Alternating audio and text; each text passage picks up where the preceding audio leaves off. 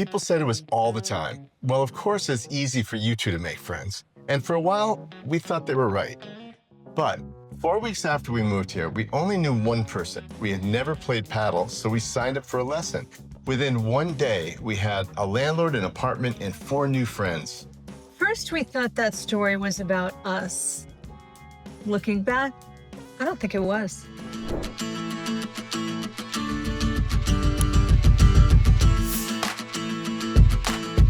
If you followed us around for a week, don't do that. But if you did, you probably come to that same conclusion. And I guess we kind of thought that too, right? Yeah. Hey, why don't you tell them the story about your mom? Okay. So my mom. She's good at telling stories about her mom. So good at telling stories about my mom. Okay. So my mom, I don't know, many years ago, when she retired, her and her husband moved to Sun City West in Arizona, which was a 55-plus retirement community. I hated everything about it. It was unrelatable, too. 55 plus was Oh like, my God, they were so old. Everyone was so old. God. And I just could not, I like really hated everything about it. But my mom was living her best life. And They were having parties all the time. all the time. Cocktails every cocktail night at parties 5 o'clock. Every night. They played golf all the time, potluck dinners, so social and having such a good time. They played cards. They would have like poker games regularly. I mean, they just like really were living And who la knows vida what loca. else? Like Bible study? Yeah, Bible study. That's what I was. That's what I meant. Wild. I meant Bible study. That's not what you meant. Anyway, it was crazy. But the thing that drew everybody together, it was a brand new community and everybody moved in at the same time. Right. And so everyone was really hungry for that connection. And around the same age because of the age limit. Yeah. Right. They were all really old. I'm sure within Sun City West you had the 80-year-olds hanging out You together did. and then the 55-year-olds hanging out probably together. did. You probably did. But honestly, there was a lot of cross-pollination. They had friends that were younger in the 50s, and my parents were in that, or my 70s in their, at that in time? their 60s? 60s, 70s, yeah.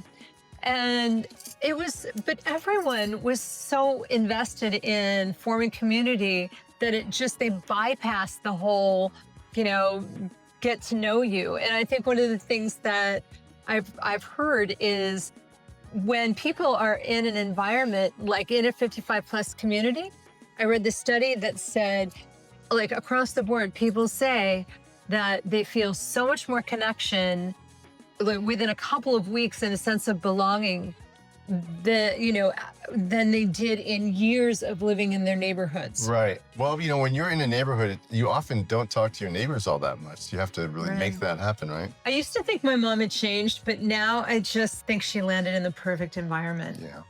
Similarly, when we first moved into our house in California, it was a brand new development.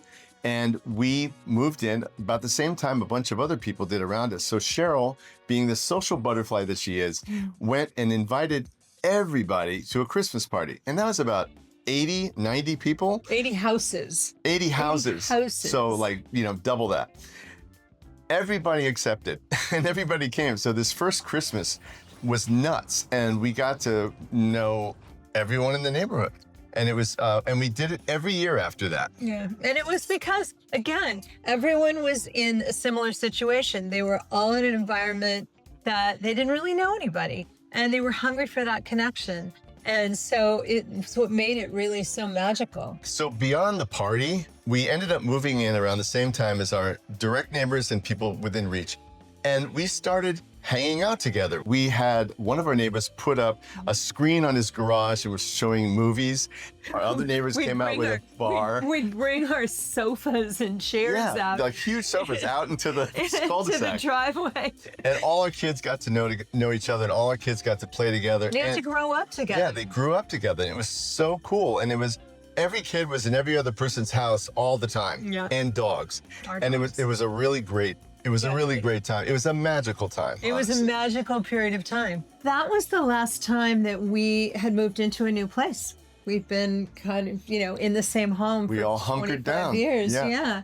But when we moved here, it was all brand new, at least for us. It was literally the next time we had moved into a place that at least we didn't know anyone. So we decided to sign up for a paddle class. And we went to play paddle, which is fun, by the way. You should do it. And we ended up meeting a guy who was really nice. We played together and really liked him, a French gentleman. And we ended up talking. And then we said, you know, we knew that the best way to find a place to live where we are is word of mouth. And so we just asked, just off the cuff, do you happen to know anybody that has an apartment? Because we're looking for a long-term lease. We were in here in a short-term lease at that point. Yeah. And this guy said, yeah, you know, I have a friend that happens to have an extra apartment. First of all, when have you ever heard that? The very next day, I went into the gym, and there was the guy who he was talking about working out with the person who put on the paddle class. And I went up and I said, are you Reiner? And he turned to me and we just started talking. And within 3 minutes, we had about 40 things in common. And it was so great. I mean, we were obviously initially talking about his apartment, but we ended up talking about a bunch of different things. We had like parallel lives. He and his wife have become really good friends. The gentleman that we met, paddle, Mark, and his wife, Sylvie, have become really good friends. This was the beginning of this neighborhood and this chapter of our lives that's flourished. And it all started because we went out of our comfort zone and learned how to play paddle. Right. We went to play paddle and we came away with a lease and 4 new friends. Couldn't have been any better. People ask us all the time how we made friends and how they might go about making friends, especially when they move, because everyone's nervous. You're nervous about leaving your friend group behind, especially. But this is true if you're moving abroad or if you're moving to a new neighborhood or you're just moving to a different part of your life. Right. It is the same. It is. It is. You have the added language barrier, but it's the same thing. Yeah. And so for us, again, workout classes, I've met so many people in workout classes here and elsewhere and made friends that way. Hiking groups, met some wonderful people that way. So cliche, but volunteering, we've met great people through our dog walking and through signing up for Rotary. Yeah. Met some lovely people that way. So again, you're giving back, but you're also getting some friendships there.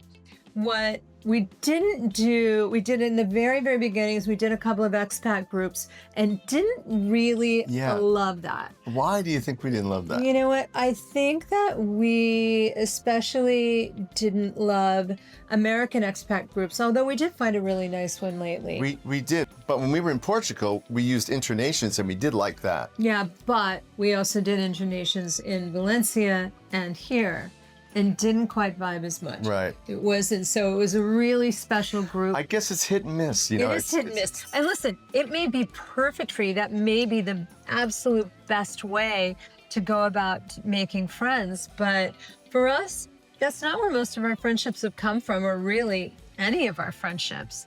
I mean, it's come from really much more organically. Also, we've met people out and about because Cheryl will talk to anyone at any time, no matter who it is. And this, from a guy from New England, is so cringy. But you know what? She's actually met a lot of people that ended up being in our lives. So I'm really glad you do that. But it is You are not. hard. You are not glad. I stand back and let her go do it. And if it works out, I'll walk up. That's true. But yeah. So she has the gift of being able to be fearless walking up to strangers. And I would wish I had that quality. I wish I could do that. I just never had that. You totally could if you were nicer. Oh, I'd have to be a nice person? You'd have to be nicer. Shoot. Well, that changes everything. It explains everything. There you go, exactly.